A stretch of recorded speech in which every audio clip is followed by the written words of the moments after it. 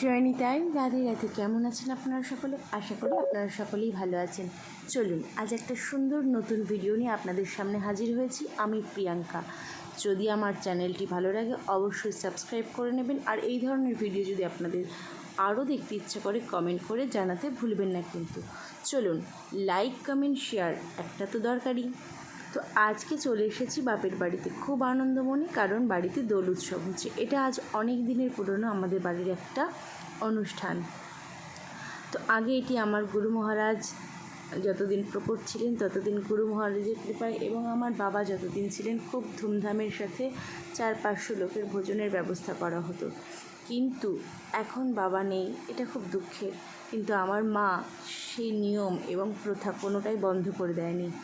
এখনও আমার মা একজন সিঙ্গেল মাদার হয়েও মা বাবা দুজনের মতন আমাদের মাথার উপরে ছত্র ধরে রয়েছেন, এবং বাড়ির সমস্ত রকম সেবা পুজো এত সুন্দর করে মা এখনও করছেন। এটা সত্যি আমি খুব গর্ববোধ করি যে আমি তার মেয়ে হতে পেরেছি বলে। যাই হোক, দেখুন বাড়ির অনুষ্ঠানটা হয়তো অনেক বেশি জাঁকজমক হয় না, কিন্তু মা যা করেন এখনও সেটা কম নয়। সেটা অবশ্য মা মনে করেন গৌড়ের কৃপাতেই সম্ভব হয়। অবশ্যই এটা আমিও বিশ্বাস করি, নিতাই গৌড়ের কৃপা ছাড়া কিছুই সম্ভবপর নয়। তো চলুন, বাড়িতে যেহেতু উৎসব, সকাল থেকেই সবাই ব্যস্ত। মা বোন তারা তো দুজনে মিলে খুব ছুটোছুটি করছে, আর আমি শ্বশুরবাড়ি থেকে এই এখনই এসেছি। বাপের বাড়িতে এসেই হাত মুখ ধুয়ে এদিকে ঠাকুর ঘরটা ফাঁকা করে দিয়েছি, দেখলেন।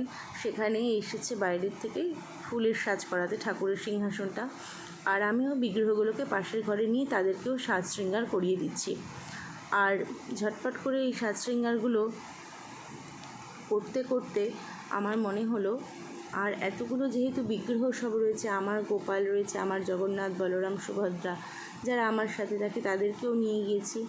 আর সাথে নিতাই গৌড় আছে, মায়ের গোপাল আছে, রাধা গিরিধারী আছেন, আর মানুর মানে আমার মাসিকে আমি মানু বলে ডাকি, মানুর গোপাল আছে। তো সবাই একসাথে হয় এই অনুষ্ঠানে, বেশ আনন্দের এবং খুব মজা হয়। সকলে মিলে আমরা একসাথে আনন্দ করি, আর কীর্তন হয়, ভজন হয়, সেবা হয়, পাঠ হয়। খুবই আনন্দের উৎসব। আমাদের কাছে তো এটাকেই আনন্দ মনে হয়। আমি জানি না অন্য কারোর কাছে কোন জিনিসকে আনন্দের মনে হয়, কিন্তু অবশ্য সব কিছুর পরে অন্তিমে বাবার না থাকাটাকে আমাদের বেশ কষ্ট দেয়। কিন্তু আবার আমরা এটাও মনে মনে ভাবি যে বাবা তুমি তো আমাদের ওপরেই আছো, তুমি আছো বলে আমরা সব কিছু করে উঠতে পারছি। যাই হোক, আপনাদের সাথে অনেক কথা বলতে বলতে দেখুন আমি আমার নিতাই গৌড়ের সাজ শৃঙ্গারগুলো করিয়ে দিয়েছি। আর এই যে নিতাই গৌড় যে পোশাকটা পরেছে, সবুজ রঙের পাড় দিয়ে রানী কালারের এই যে শাড়ি পোশাকটা, ধুতি পাঞ্জাবি, এটা একটা শাড়ি কেটে বানানো প্রস্তুত করা হয়েছে। তো কেমন লাগছে পোশাকটা জানাতে কিন্তু কেউ ভুলবেন না। আর দেখুন নিতাই গৌড় পরেছে পায়ের নুপুর। মা তাদের সমস্ত অলঙ্কার একটু একটু করে, যতটা সামর্থ্য, হয়তো অনেক বেশি পারে না, কিন্তু একটু একটু করে মা সমস্ত কিছু প্রস্তুত করছে। এবং মায়ের আশা, মা নিতাই গৌড়ের সেবা যতদিন তিনি থাকবেন ততদিন সেবাকে চেষ্টা করবেন যাতে সুন্দর এবং ভালোভাবে হয়। আর তার সাথে নিতাই গৌড় তো আছেনই। তো এই সমস্ত কথা বলতে বলতে যেহেতু অনেক কাজ, আর এই কাজটা হয়তো মনে হচ্ছে মিনিটের মধ্যে হচ্ছে, কিন্তু সত্যি কথা বলতে এই সেবাগুলো করতে অনেক অনেক সময় লেগে যায়। তো এক একবার এক একটা পোশাক পরাচ্ছিলাম, এক একটা অলংকার দিচ্ছিলাম, তারপর আবার মনে হচ্ছে এভাবে ভালো লাগছে না, ওভাবে ভালো লাগছে। তো এরকম করে করে সাজ শৃঙ্গার সম্পন্ন করতে অনেকটা সময় লেগে যায়। আর এভাবে সাজানোর পরে প্রথমে কানের পরিয়ে আবার খুলে রাখলাম, কারণ আমাকে তো সিংহাসন পর্যন্ত আবার নিতাই গৌড়কে নিয়ে যেতে হবে, তার মধ্যে যদি পড়ে যায়। তো যা স্বর্ণের অলংকার ছিল সেগুলোও সব পরিয়ে দেওয়া হয়েছে নিতাই আর গৌড়কে। এবার সিংহাসনে দেখুন, সিংহাসনও সাজানো হয়ে গেছে, আর নিতাই গৌড় গোপাল সকলে সেজে গুজে একদম সিংহাসনে বসে পড়েছেন। বলুন তো কেমন লাগছে আমাদের এই যে প্রাণের নিতাই গৌড়কে। আর সীতানাথ, ওই পাশে যে চিত্রপটটি সেটা সীতানাথ, আর ওদিকে মদন গোপাল। তো সেই দিন তো এভাবে চলে গেল। তারপর দিন ভোর ভোর উঠে পড়েছি, আর এই যে করবী গাছে মা ফুল তুলে নিচ্ছে, কারণ এরপরে আজকে দোল পূর্ণিমার দিন, তো সেদিন অনেক ফুল দরকার। তো সেই জন্য মা আমাদের বাড়ির গাছেই যে করবী গাছটি আছে সেখান থেকে ফুল তুলে নিয়েছে। আর আমরা সেই সময়ই বেরিয়ে গেছি, আমি আমার বোন আর আমার পতিদেব, আমরা তিনজন মিলে চলে গিয়েছি শান্তিপুরের যে প্রখ্যাত কাঁচামালের যে সবজি হাট হয় সেখানে। শান্তিপুরের তাঁতের শাড়ির হাটের কথা সবাই জানেন, কিন্তু এই সবজি হাটের কথা কজন জানেন কমেন্টে জানাবেন। কিন্তু এইখানে সমস্ত চাষিরা তাদের নিজস্ব জমির বা সবজি নিয়ে হাজির হয়ে যায়। একদম টাটকা টাটকা অনেক কম দামে অনেক সবজি পাওয়া যায়। তবে এখানে পাইকারি মানে অনেক বেশি পরিমাণ হলে হোলসেলে এরা সবজি দেয়, নচেত দিতে চান না। তো দেখুন, যেহেতু আমরা অনেকটাই সবজি নেব মহোৎসবের, তার জন্য চলে গিয়েছিলাম এই বাজারে। তো সেখানে গিয়ে সব ফল দেখছি, সব আম আছে, লেবু আছে। তো যেগুলো যেগুলো আমাদের প্রয়োজনীয় সেগুলো আমরা কিন্তু এর মধ্যে থেকে বেছে নিচ্ছি। এই যেমন আমগুলো নিয়ে নিচ্ছি, আমের চাটনি হবে গৌড়ের মহোৎসবের জন্য। তো এই আমগুলো বোন আর আমার পতিদেব বাচ্চা আর আমি ফটো তুলছি। তার মানে এই নয় আমি কিছুই করছি না, আমিও করছি। আপনাদেরকে তো শুধুমাত্র ছোটো ছোটো ক্লিপস দিচ্ছি।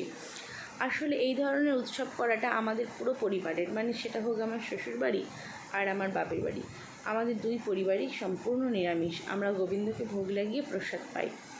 তো আমার গল্প, এই ধরনের উৎসব করতে আমাদের খুব ভালো লাগে, যেখানে গৌর গোবিন্দের সেবা হবে আর তার সাথে ভক্তবৃত্তের সেবা।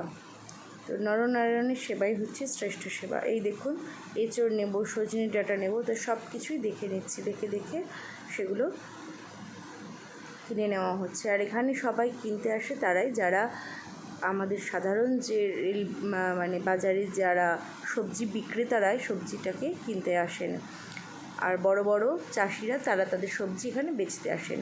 আমরাও আজকে যেহেতু একটু বেশি পরিমাণ লাগবে, তাই লোকাল মার্কেট থেকে না নিয়ে এই সবজি হাটে চলে গিয়েছি।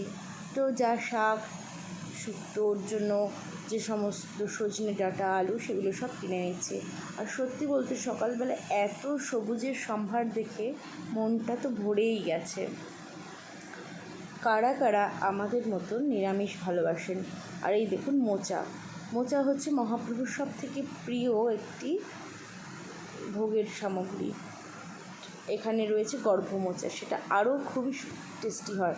তো যদি কখনো সম্ভব হয় অবশ্যই সেগুলো আপনাদেরকে রান্না করে দেখিয়ে দেব। আরও সমস্ত রকম সবজি সমস্ত কিছু কিনে নিয়ে এবার আমরা কি করেছি, টোটোতে ভরে নিয়েছি সবজিগুলো। ভরে আমি টোটোতে বসে পড়েছি আর এই চললাম সবজি নিয়ে বাড়ির পথে। আজকে দোল পূর্ণিমা, তো বাড়িতে গিয়েই দোলের পুজো। তো আমরা বাড়িতে এসে স্নান টান করে আস্তে আস্তে প্রভুজি চলে এসেছেন পুজো দিতে। ইনি হচ্ছেন শ্রী শ্রী রাধা মদন গোপাল বাড়ির ত্রয়োদশ পুরুষ শ্রী স্বরূপ গোস্বামী প্রভু।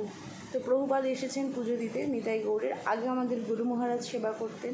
গুরু মহারাজ অপ্রকট হয়ে যাওয়ার পর থেকে প্রভুই আমাদের গৃহের এই সেবাটি করে দেন। তো প্রভু এসেছেন, মা মানু তারা সব কিছু জোগাড় করে পুজোয় বসে পড়েছে। আর আমরাও স্নান টান সেরে চলে এসেছি। এই দিন সেদিন যেহেতু গৌর আবির্ভাব তিথি, গৌরের স্নান আদি সমস্ত কিছু হচ্ছে, তারপর গৌরকে ভোগ লাগানো হবে। আমরা অন্ন পাই না পাই সেদিন কিন্তু গৌরের ভোগ লাগবে। তো যাই হোক, সেই জন্য সমস্ত কিছু ব্যবস্থা করা হচ্ছে। আর দোল পূর্ণিমা, তাই মা থালাতে করে নানান রং, লাল, হলুদ, নীল সমস্ত রং গুছিয়ে গুছিয়ে রেখে দিয়েছেন।